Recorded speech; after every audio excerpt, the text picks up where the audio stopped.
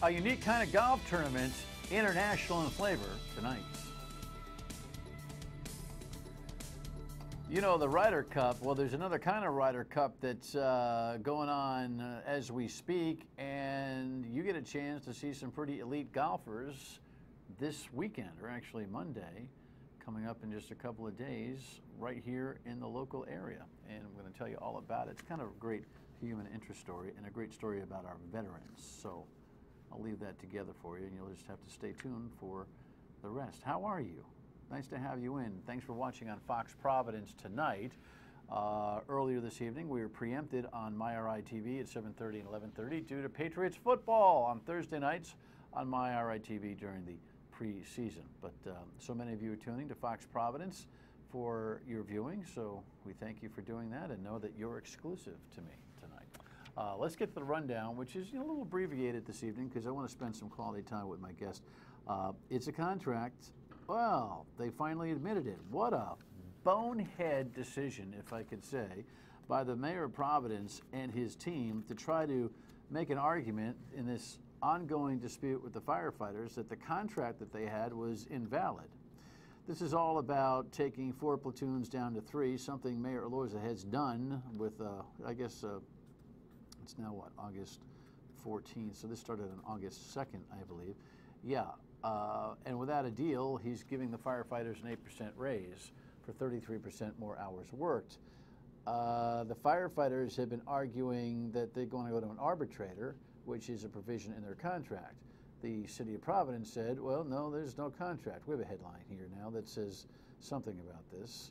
Elorza walks back the idea that there's no contract because he was walking himself into a very large tempest in a very large teapot. Here's a little background from Eyewitness News. The Elorza administration now walking back a previous claim that the firefighters' contract is null and void. Both sides now agree it is in full effect. The union had been furious, even threatening to vacate the recent pension settlement. I think it lets us put this chapter to bed, although I think there needs to be an explanation on why this issue was raised. I think there's a strong measure of good faith in there because frankly, they could have continued down this road, although it would have been Thelma and Louise off the cliff. No comment came from the city on this point. The larger dispute is not over. Both sides are in mediation over the mayor's department restructuring aimed at cutting costs. Yeah, and it would have been. Paul Dowdy, who's been here a couple of times to explain all this to you, is absolutely right. It would have been Armageddon. It would have been rewriting the kind of savings the city hasn't seen in history when it comes to pensions. It was just a dumb move by City Hall and put them in a predicament. Now they're going to have to just end up either settling or going to an arbitrator over what it's going to, cost to legitimately increase the firefighters' hours by 33% or 14 hours a week. The 8% ain't going to do it, and Paul Dowdy, I believe, told us that he wasn't going to take the money anyway, meaning the 8%. If you don't like the raise, you don't take the raise. So it's still a mess, but at least everybody agrees it's a contract. The second issue today that is kind of a follow-up, the Providence Journal reports that the council in Cranston may probe the police department itself. Now, I've been following this whole Ticketgate situation, which sponsored a multi-saga state police report on the Cranston PD, which has caused Mayor Alan Fung to be backpedaling and apologizing and psychoanalyzing and saying he's moving forward. And I don't know. It's just been kind of a nutty thing. But one of the things that Alan Fung has been trying to say, as he pulls rabbits out of the hat, is that he's had to manage a police department that is the product of years, generations, if you will, of cultural problems, the kind of cesspool that it's reported to be in the state police report under his tutelage. Well,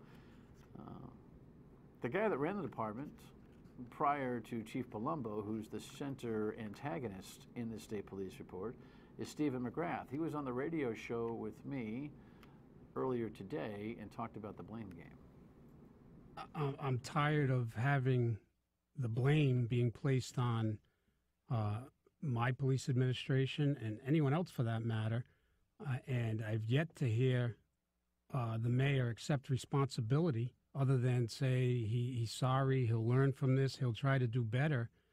That's not a learn on the fly type scenario. And yeah, we talked at length about the level of integrity and, or the lack of it, and dishonesty in this whole discourse. You were elected with a great deal of trust from the public, and they have high expectations of that trust when they place it in you. And I think that to not accept responsibility is terribly weak, and it's dishonest to the people that live in Cranston. This former colonel is not a media hound by any stretch, but he feels at this point that his good name has been tarnished by Alan Fung's references to all the cultural problems that existed in the police department. What Alan Fung will not admit is that he made a deal with the labor union, the police union, to have McGrath exit stage left because McGrath had a different philosophy on the department setup versus the union. And Alan Fung cooked his own goose by really relinquishing the authority of the mayor's public safety role over the police department by making a deal to fire the chief as part of campaign support to get elected. And it's interesting, this whole notion of cultural problems that existed over a long period of time. He's got a lot of people that feel kind of prickly about that, including the mayor who is preceding him, Mayor Napolitano, who also dialed the radio show unsolicited today. I want to make it explicit. I, too, am deeply offended that Mayor Fung is telling people that he inherited this from prior administrations and my administration. I had an honest, decent, well-educated command staff. Okay? There was no scandal, and I did not interfere with the police department. You know, it's interesting, too, that Colonel McGrath served for both Steve Laffey and Mike Napolitano as mayors, two very different guys who both sing his high praises. So more on this as the days and weeks wear on. Reportedly, the council will investigate themselves. Maybe they'll hire a special prosecutor. Who knows? Monday, the former chief of police will be with us on this program, and we'll break it down for you. And finally, no settlement yet? No, I guess not. But the judge is trying to say to both sides, you both got problems here, and you probably ought to settle. Here's the background from Eyewitness News. 7 hours after Tom Brady, stoic in nature, walked into federal courtroom, he left with a better demeanor. NFLPA head Demora Smith called it, quote, a productive day. Judge Richard Berman grilled both the NFL and NFLPA, attacking both parties' weak spots. The NFL's circumstantial evidence, lack of objectivity, and no precedent for punishment. Also, Brady destroying his phone and reason for not giving up texts and emails. You know, I just am amazed to contrast footballs in a court session like that. That's what I kind of drew from the artist rendering. But the rest of the world, we're more focused on Tom Brady's cheekbones. It is not very good for the artists. I'm not on Twitter. And so Rosenberg isn't sure why her sketch became an online obsession.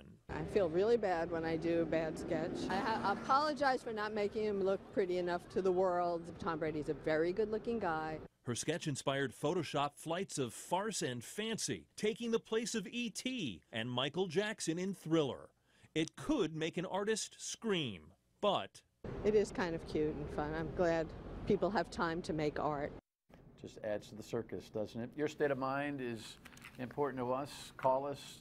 That's the number, 228-1886. Email us, Facebook post or tweet. Let's see what we've got here.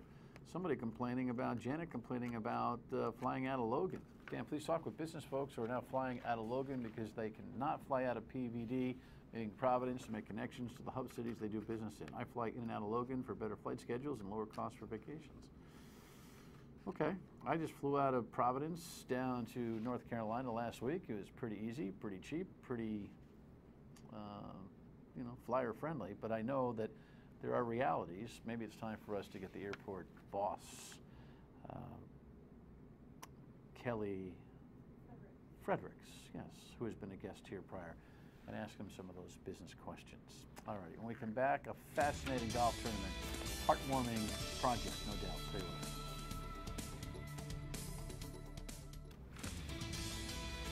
All right, so this is a really cool project. Here's a headline that drew our attention. Yeah, the U.S. golf team. What U.S. golf team? Watch this video. teach golf on a long-term basis to injured current and ex-servicemen and women. Golf is the only game, if you're handicapped or disabled in any way, that you can play on a level playing field with able-bodied people.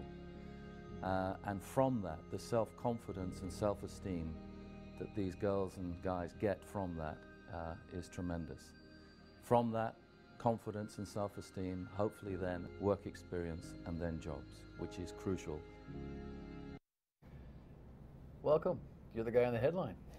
Thank you very much. It's a pleasure to be here. Mike is a member of the 2015 Simpson Cup, representing the United States, playing Europe in what seems to me to be as formidable an international golf event as the big time. It's, for us, disabled veterans, it's, I believe, for me, it's the pinnacle, and I'm very excited, cannot wait to get there and show my teammates. Some of them have played in it before, and they won last year, so I got a lot to keep up. It's an annual event. It is. Yeah, well, that's, the Ryder Cup is every 2 years. And there's so much drama and politics that goes along with that. I'm guessing a little less so? There is no politics involved in this, just veteran on veteran and camaraderie, but yet competition. Qualify. Yes. And you qualified. Correct. What'd you have to shoot to qualify? With my handicap, I shot an 86, 11 handicap, and I ended up coming in second because the whole basis around it is that you have your handicap, and if you're able to shoot your handicap close to it, a lot of the guys did not do very well. Well, listen, the pressure of medal play. Right. Now, listen, I'm an addicted golfer, so not even an avid, addicted, and I tell my guys at the club the difference between, you know, a $5 Nassau and pick it up and medal play, having to put the ball in the hole. Correct. When every stroke counts, under pressure and competition, with the potential for notoriety for your performance, is a whole nother ball game. It is. And you guys are experiencing that same thing, whether it's net or gross. Golfers know that term. So you shot 86 gross. Correct. With an 11 handicap. So Correct. you're net 75, and it's hard to shoot your handicap number on an everyday basis. Never mind under competition. And unfortunately, I played with 3 of the guys that shot over 100, so I had to get my mind set. The front 9 was not very good, but the back 9 was Where very did you good. play this event? That was at TPC Potomac. That was the first qualifier. Okay. Then the second qualifier, where they took another 3 plus 2 alternates, was at Dortor in South Carolina a few weeks ago. All right. And the team is now flying in Friday night, and going to have a few days of practice up here in the Northeast. Yeah, so you're playing, Laura, can you put that graphic up? If you want to see these guys and give them some support, and you know, both psychologically, spiritually, and patriotically, and financially, if you'd like to, or they're not pros, but you know what I mean. It's a big project. 9 to 11 a.m. Are those the tee times that are happening at the Swansea Country Club, or is that when you guys will be hanging out and practicing? Meet and greet at 9:15. I have colors being presented by the Swansea Police Department, and local 14-year-old, I believe, is going to be singing the national anthem, and then we're going to have a meet and greet with the public. Awesome stuff. So you are Rhode Island National Guard. Correct. And you were injured in Fallujah, what, in 2005? 2003. 2003. I got medevaced out of Fallujah, and then eventually had the back half of 4 vertebrae taken out of my neck. And while recovering from that, the back half of 4 vertebrae. Correct. Taken out of your neck. Yes, sir. It's like a bobblehead doll. So a lot of pain, but you know, it's background pain. Just deal with it on a daily basis. So you've been 12 years in recovery from this. Correct. You look fine from a correct casual point of view. Are you in pain all the time? I am, and my psychologist, whom I see on a monthly basis, he told me to best describe as background pain, like background noise. It's always going to be there, and you can either let it define you or you can overcome that. So, yeah, I'll tell you. Tell me when I've asked too personal a question. Are you medicated? Yes. Are you worried about the medication for the pain? Because this has been one of the things that we've been talking about here a lot in terms of the overdose problems that have been occurring with people who are not inclined to use drugs for party, but for you know, these kinds of physical issues. We've explored options with I have a pharmacist through the VA, and we've been exploring different options. And I want to say in October or November we have another appointment to try a different route. I've looked into what they call stimulators, but to insert into the body for the nerves. But I'm not too keen on that. I've heard good, bad, so a lot of different options. Well, I'm sure you're thinking through it. Are you working now? No, I'm 100% disabled with PTSD and the neck and the back issues. So it's been a psychological struggle recovering from your experience over there? Yes. Granted, I was only there for 2 months, but I let the pain and the memories get the best of me, and I was a raging alcoholic for a couple of years and quit drinking in 2007. Quite happy about that. My wife and my family are much more important than my own issues. So, congratulations on that. So this hasn't been easy. It's not a fun ride, but it's a ride. So in the golf is very soothing mentally, and you're with other fellow vets, whatever their different abilities rather than disability is. You're able to communicate without communicating, I guess, if you can understand that, and just the camaraderie, and then you get the competition. Who doesn't want to, can't say what I want to say, kick some English butt, but that's what we're going to do this year. So, all right, we're going to pause here and we'll come back. We'll talk more about what it does, what the entire project means, and find out a little bit about the strengths and weaknesses of the game. Stay with us.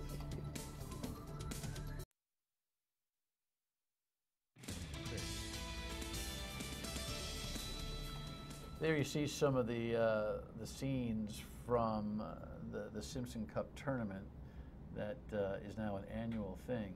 This is a wonderful project where veterans get a chance to show their athletic skills. And for those of you who don't play golf, do not think for 1 second that there's not athletic skill required to play this game. And do not be fooled by the standing activity. It's enough. Never mind with half your neck missing. It's. I hope you can laugh at that.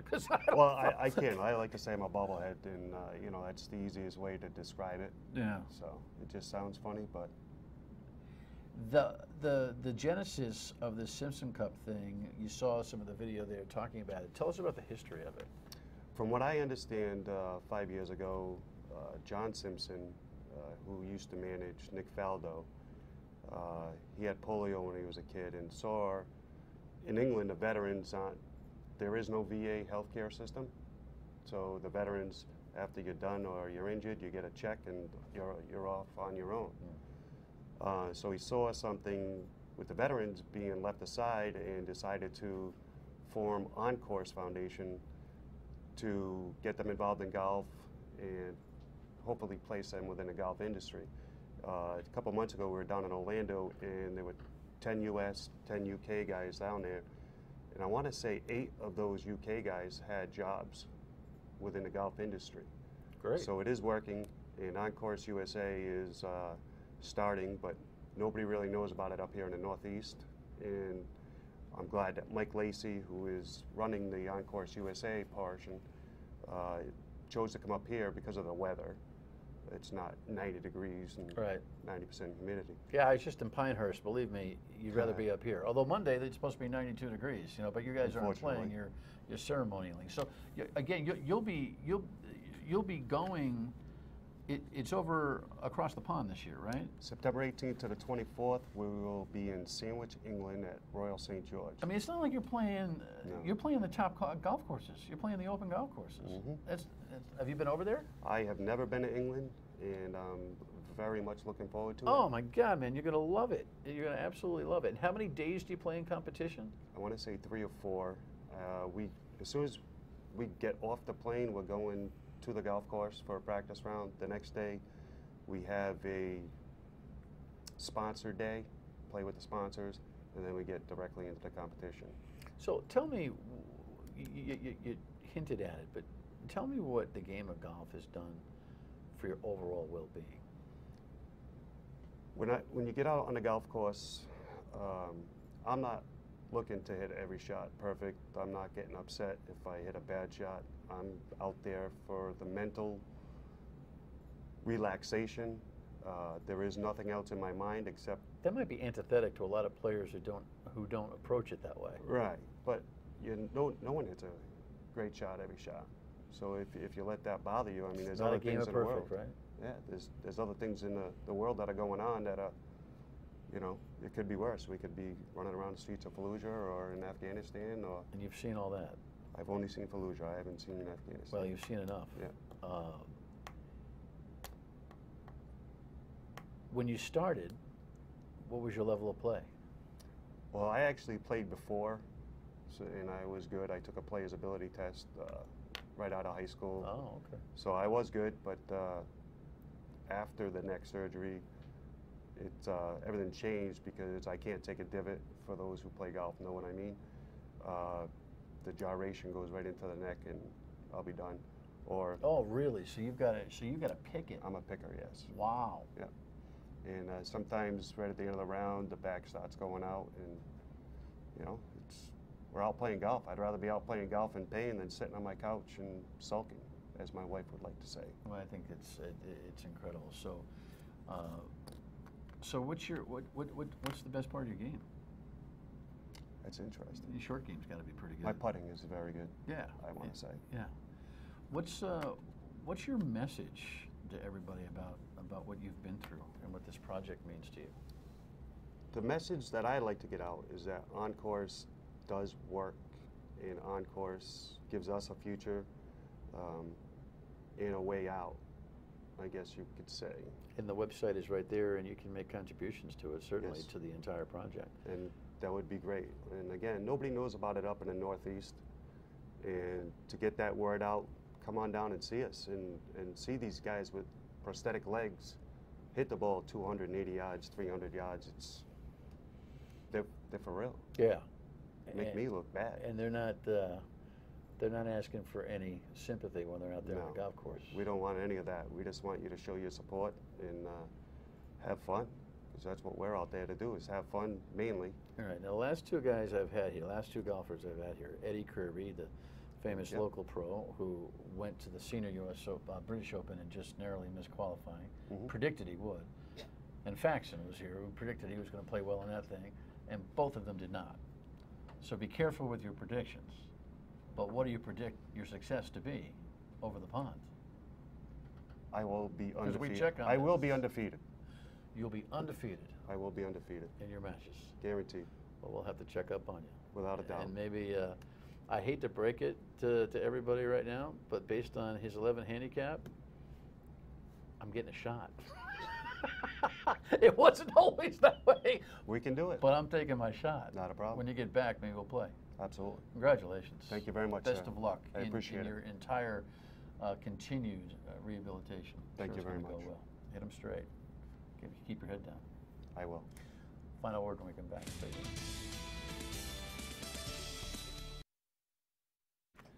Mike's so confident he can whip me, he says, I'll give you 3 shots. Oh, man, good luck to him. Great stuff, don't you think? Tomorrow night, a really comprehensive conversation about Deflategate in a flavor and a way that I don't think you'd predict. So please watch tomorrow night. And I'll see you on the radio as well on WPRO noon to 3. Thanks for watching on Fox Providence.